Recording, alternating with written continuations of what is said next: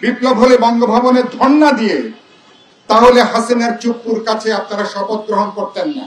আমার সুযোগ হয়েছিল ক্যান্টনমেন্ট থেকে বঙ্গভবন পরবর্তীকালে নানা ঘটনায় আন্দোলনের শরীক হিসেবে উপস্থিত থাকা, কিন্তু যেভাবে সরকার গঠন হয়েছিল সেটা বাস্তবে রাজনৈতিক দলগুলোর কোন সম্মতি, কোন মতামতের ভিত্তিতে সরকার হয়নি। সেটা আপনারা সবাই জানেন কিভাবে সরকার গঠিত হয়েছে।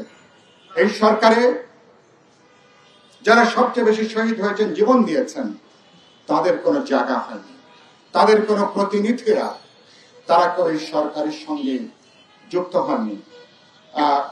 এমনকি যারা সরকারে আছেন একটা নৈতিকভাবেও এই বৃহত্তর জনগোষ্ঠীর কোন প্রশ্নে প্রতিনিধিত্ব করবারও কোনো দায় তাদের ছিল না।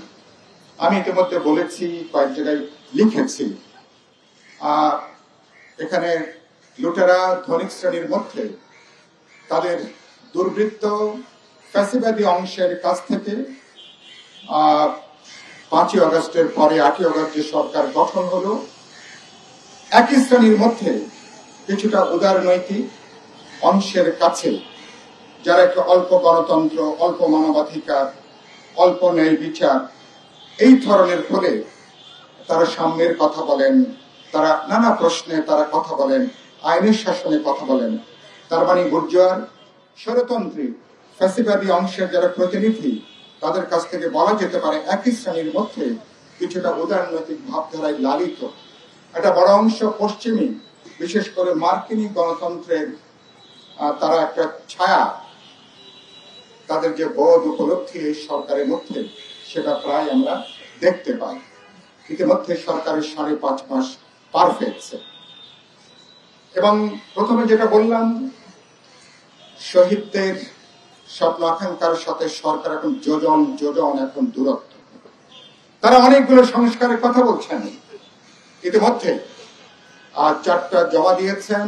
31শে জানুয়ারির মধ্যে আরো কয়েকটা সংস্কার কমিশন প্রস্তাব জমা দেবেন। আগামী 15ই ফেব্রুয়ারি বা ফেব্রুয়ারির মধ্যে 15-16টা কমিশন তাদের রিপোর্ট জমা দেবেন। খুবই ভালো ভালো প্রস্তাবনা, কিন্তু এরা বিপ্লব সংগঠিত করবার জন্য যে ধরনের মতাদর্শিক প্রস্তুতি, রাজনৈতিক প্রস্তুতি, সাংগঠনিক প্রস্তুতি, গোটা দেশ এবং জনগণকে যে প্রস্তুত করা, তার যে প্রয়োজনীয় শ্রেণী সমাবেশ, তার যে শ্রেণী চৈতন্যের প্রশ্ন, সেটাকে আমরা এখানে গড়ে তুলতে পারিনি। সুতরাং ফলে এ ধরনের একটা অভ্যুত্থানের যা পরিণতি, সেই পরিণতির দিকেই এখন সেটা যাচ্ছে। ফলে অতি প্রত্যাশা করবার কোন সুযোগ নেই। বিপ্লবী ওয়ার্কার্স পার্টি থেকে প্রত্যাশাটা খুবই সীমিত আমাদের। আমরা আমাদের ভোটের গণতান্ত্রিক অধিকার নিশ্চিত করতে চাই। নিয়মতান্ত্রিক ভাবে সরকার পরিবর্তনের একটা যে ধারা বন্ধ করে দেওয়া হয়েছিল সেটা আসলে সেটা ভালো।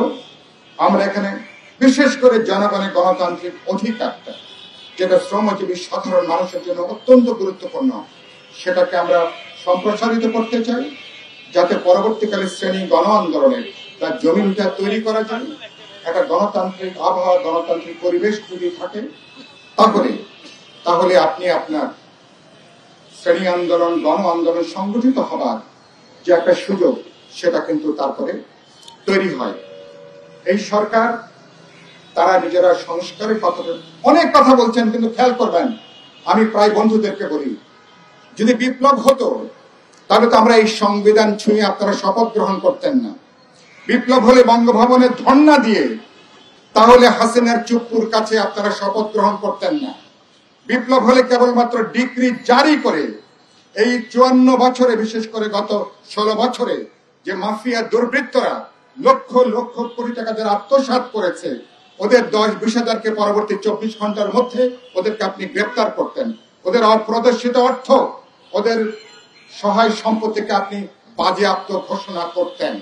এবং বিপ্লব হলে আপনি তাহলে যাদেরকে এখন চেহারায় দেখছেন সরকারে, এই ধরনের ব্যক্তিবর্গকে নিয়ে নিশ্চয়ই আপনি সরকার গঠন করতেন না। এগুলো সরাসরিয়া, এগুলো অকখ। সেজন্য কথাটা বলতে বাধ্য হলাম এই কারণের জন্য যে আপনি গাধাকে পিটিয়ে যদি ঘোড়া বানানোর চেষ্টা করে দেখতে পারেন, কিন্তু সেটা একটা ব্যর্থ একটা প্রচেষ্টা হবে আর কি। ন্যূনতম রাষ্ট্র শ্রেণী, তার শ্রেণীবোধ, তার শ্রেণী চৈতন্য এবং এসব ব্যাপারে উপলব্ধির ঘাটতি থাকলে এ ধরনের উত্তেজনা আমরা আগেও দেখেছি, এখন আমরা উত্তেজনাগুলো দেখছি। সরকার অনেক কমিশন করেছেন, লড়াইটা করলেন কি বৈষম্য বিরোধী আন্দোলনের কথাটা বলে। 5 মাস পর হয়েছে, এখনো পর্যন্ত বৈষম্য বিলোপের ব্যাপারে সরকারের ন্যূনতম কোনো মনোযোগ নেই। 5.5 মাস পাশ হতে চলল, এখনো পর্যন্ত এই সমাজে আপনি রাজনৈতিক বৈষম্য, অর্থনৈতিক বৈষম্য, জাতিগত বৈষম্য, ধর্মীয় বৈষম্য, এখনো বৈষম্য বিলোপের ব্যাপারে ন্যূনতম কোন কমিশন গঠন করার তারা প্রয়োজন বোধ করেন নাই। গোটা অর্থনৈতিক দুর্বৃত্ত অর্থনীতি আছে, অর্থনীতি দুর্বৃত্তায়ন অথবা দুর্বৃত্তদের অর্থনীতি, এটা যদি বহাল তবিয়তে থাকে, উপরতলায় কিছু রাজনৈতিক সংস্কার করে আখেরে কোনো ফল আসবে না। আসলে সেই পরিবর্তন, সেই সংস্কার টেকসই কোনো কিছু উপহার দেবে না।